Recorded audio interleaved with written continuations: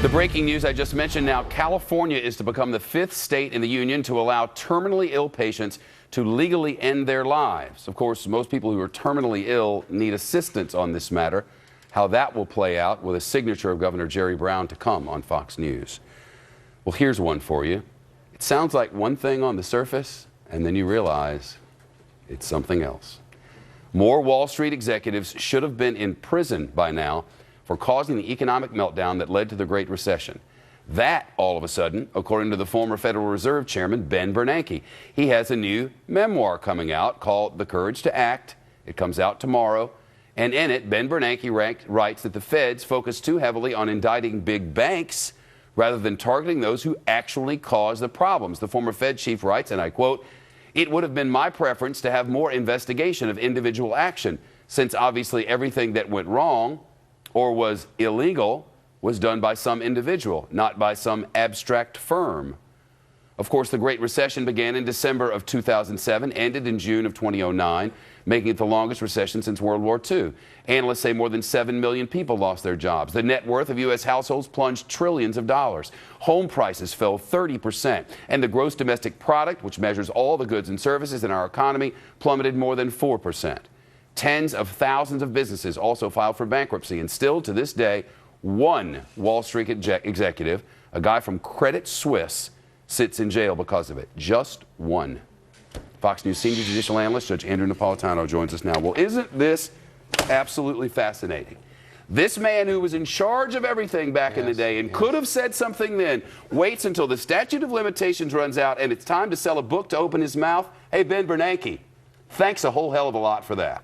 What is going on here? Well, he's obviously just trying to sell the book, Shep. I mean, the statute of limitations is 7 years. These events occurred more than 7 years ago, but they occurred during the time period when he was the head of the Federal Reserve, or at least the statute of limitations existed, the period of time during which the government can charge somebody while he was the head of the Federal Reserve.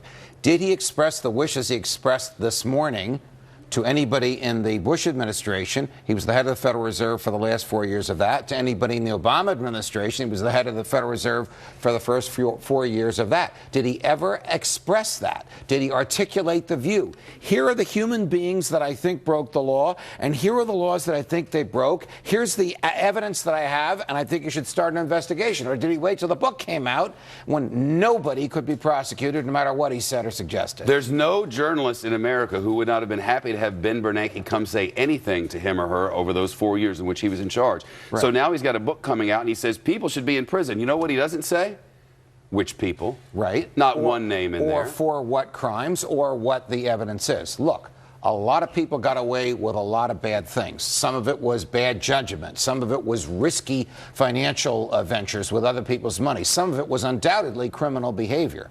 But as you said earlier, only one person was prosecuted for this.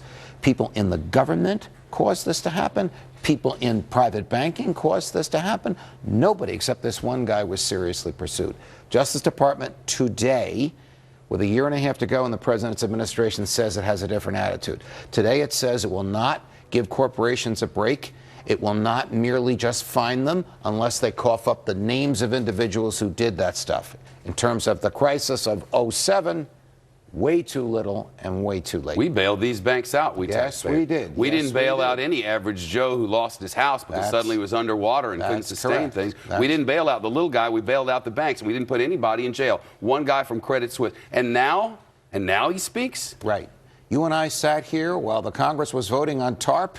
And we sat here while they first defeated it, and then they tweaked it a little bit, and then we sat here while they passed it.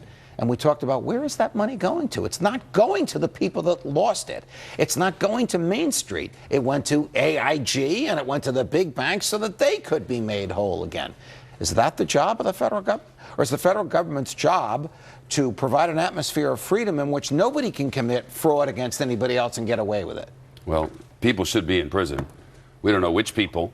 We don't know for which crimes, but we do know it's being said in a book, which drops tomorrow. So you might. I won't. I bet the book will sell just because of who he is. Okay. But if he comes here, I would love to hear you ask him, where were you for the past 8 years, Mr. Chairman? Well, I've just been told, a little voice in my ear, Kim, says he's on Greta tonight. Ah. I have an idea. Suggested questions. Suggested questions. Where you been? Where you been, eh? This day in history and a little bit of news that we have left over. That's coming next.